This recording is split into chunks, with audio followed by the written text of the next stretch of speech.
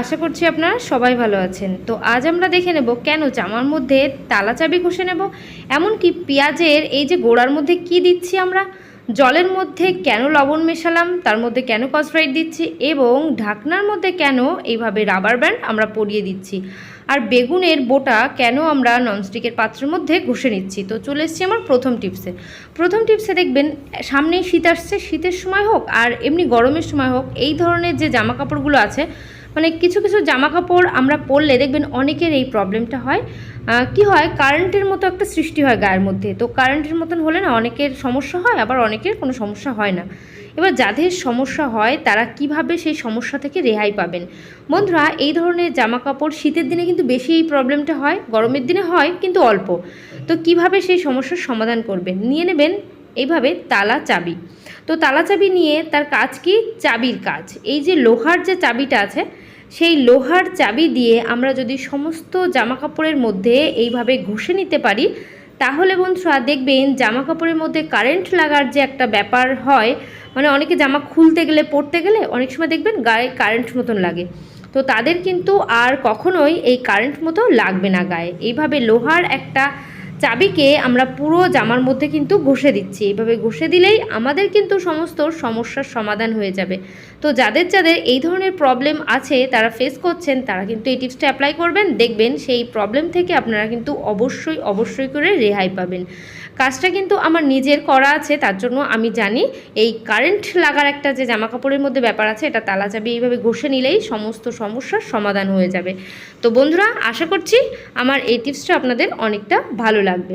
যদি ভালো লাগে অবশ্যই কিন্তু বন্ধুদের সঙ্গে শেয়ার করবেন। তো আমি চলে এসেছি আমার পরবর্তী টিপসে আমরা ননস্টিকের যে পাত্রগুলো ব্যবহার করি, অনেক সময় দেখবেন নানান ধরনের রেসিপি আমরা ট্রাই করি, সেই রেসিপির মধ্যে সামান্য তেল আমাদের ব্রাশ করতে হয় এই পাত্রের মধ্যে। এবার সেই ব্রাশ যদি কারণ না থাকে, সেক্ষেত্রে কি করবেন? ব্রাশ থাকলে কি হয়, খুব সহজে তেলটা ব্রাশ করে দেওয়া যায় এই প্যানের মধ্যে। এবার ব্রাশ নেই, সেক্ষেত্রে এই সর্ষের তেলটা কিভাবে ব্রাশ করবেন? আমাদের প্রত্যেকের বাড়ি কিন্তু সবজি আছে, অনেক রকমের সবজি আসে। তো তার মধ্যে এই যে একটা সবজি আছে যেমন বেগুন, সেই বেগুন যখন আমরা কাটার পর কিন্তু বেগুনের এই যে বোটার অংশটা আমরা কাজে লাগাই না, ফেলে দিই। তো এই ফেলে দেওয়া জিনিসটা দিয়েই কিন্তু আমরা আজ কাজে লাগাবো। কি করব? এই বেগুনের যে বোটাগুলো আছে, সেই বোটাগুলোকেই আমরা তেলের মধ্যে চুবিয়ে যদি ব্রাশের মতো একদম যেমন ব্রাশ করতে হয় তেমনভাবে করে নিই এই পাত্রের মধ্যে, তাহলে দেখবেন আমাদের কিন্তু অল্প তেলের, যেখানে প্রয়োজন হচ্ছে সেখানে ঠিক অল্প তেলই আমরা দিতে পারছি। মানে এই যে ব্রাশ করতে হচ্ছে যে প্যানের মধ্যে, সেই ব্রাশটুকুই আমরা কিন্তু এখানে করতে পারছি। এর থেকে কিন্তু বেশি তেল এখানে আমরা ইউজ করব না।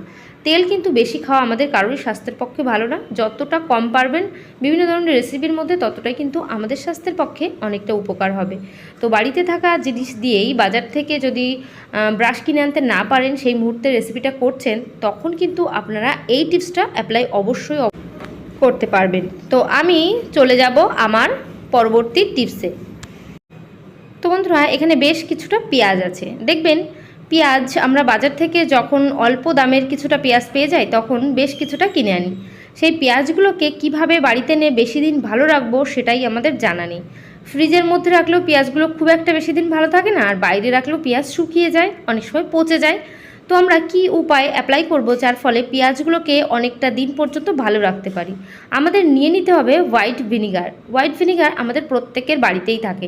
সেই হোয়াইট ভিনিগার আমরা যদি এভাবে একটা তুলোর মধ্যে করে সেই ভিনিগারটা নিয়ে নিতে পারি, তুলোর মধ্যে নেওয়ার পর আমরা কিন্তু সমস্ত পেঁয়াজের গায়ে এই ভিনিগারটা লাগিয়ে দেব। তো কিভাবে লাগাতে হবে যার ফলে পেঁয়াজগুলো অনেকটা দিন পর্যন্ত ভালো থাকবে? পেঁয়াজের যে শিকড়ের জায়গাটা আছে না, সেই শিকড়ের জায়গাটার মধ্যে তুলোর মধ্যে করে ভিনিগার নিয়ে এইভাবে সমস্ত শিকড়ের মধ্যে লাগিয়ে দিতে হবে। এইভাবে প্রত্যেকটা পেঁয়াজের মধ্যে আপনারা যদি একটু টাইম নষ্ট করে এই কাজটা করে নিতে পারেন, তাহলে দেখবেন আপনাদেরই কিন্তু অনেকটা সংসারে টাকা পয়সা সাশ্রয় হবে। কারণ পেঁয়াজ টাকা দিয়ে কিনে এনে সেই পেঁয়াজগুলো যদি নষ্ট হয়ে যায়, সেক্ষেত্রে আমাদের কিন্তু কারোরই ভালো লাগে না। তাই একটু সময় আমরা নষ্ট করলাম এই পেঁয়াজের মধ্যে ভিনিগার লাগানোর কারণে। তো বন্ধুরা, এই কাজটা যদি একটু সময় নষ্ট করে আমরা করে ফেলতে পারি, তাহলে দেখবেন আমাদের পেঁয়াজ অনেকটা দিন পর্যন্ত ভালো থাকবে। সেই পেঁয়াজগুলো অনেকটা দিন পর্যন্ত আমরা খেতে পারবো, নষ্ট হবে না, পচবে না, আবার শুকিয়েও যাবে না। তো বন্ধুরা, আশা করছি আমার পেঁয়াজের এই টিপসটা আপনাদের অনেকটা কাজে আসবে। তো আমি চলে যাব আমার পরবর্তী টিপসে। এখানে সাবান নিয়ে নিয়েছি। দেখবেন সাবান আমরা যখন স্নানের সময় ব্যবহার করি, সাবান কেসের মধ্যে রেখে দিই, সেই কেসের মধ্যে রাখলেও সাবানের নিচের অংশটা কিন্তু গলতে শুরু করে। সাবানের নিচের অংশে একটু সামান্য জল যদি থেকে যায় তাহলে কিন্তু সাবানটা গলতে শুরু করে। যেখানে আমাদের 2 থেকে 3 সপ্তাহ সাবানটা যায়, সেখানে 1-1.5 সপ্তাহের মধ্যে সাবানটা ফুরিয়ে যায়। তো বন্ধুরা, এই যে সমস্যা, তার থেকে আমরা কিভাবে রেহাই পাবো?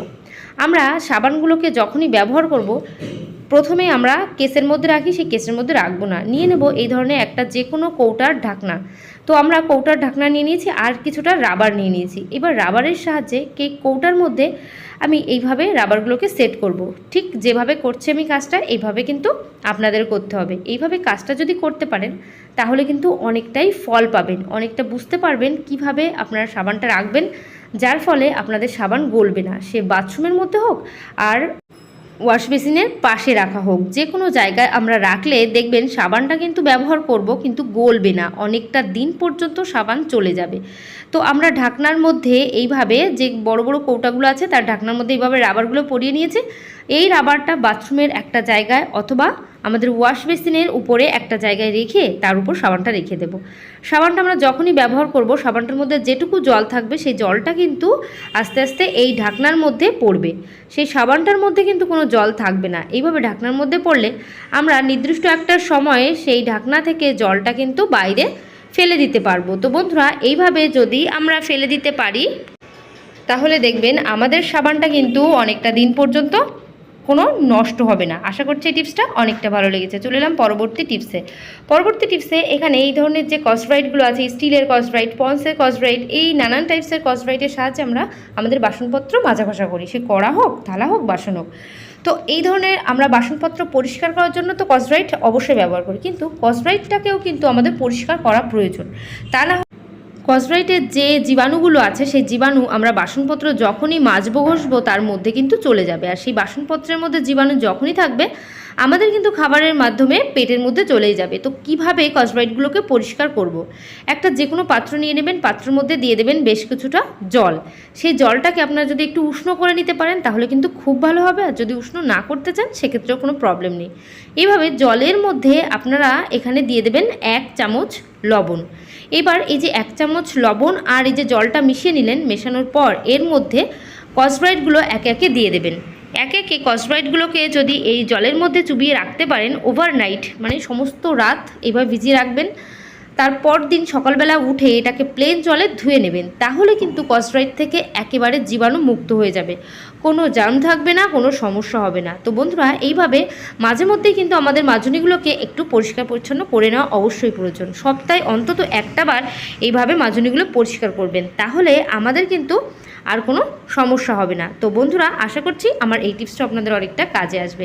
তো আজকের ভিডিও এখানে শেষ করছি। আশা করছি সবাই ভালো থাকবেন, সুস্থ থাকবেন। আবার নেক্সট ভিডিও তাড়াতাড়ি দেখা হবে। তো বাই, টাটা।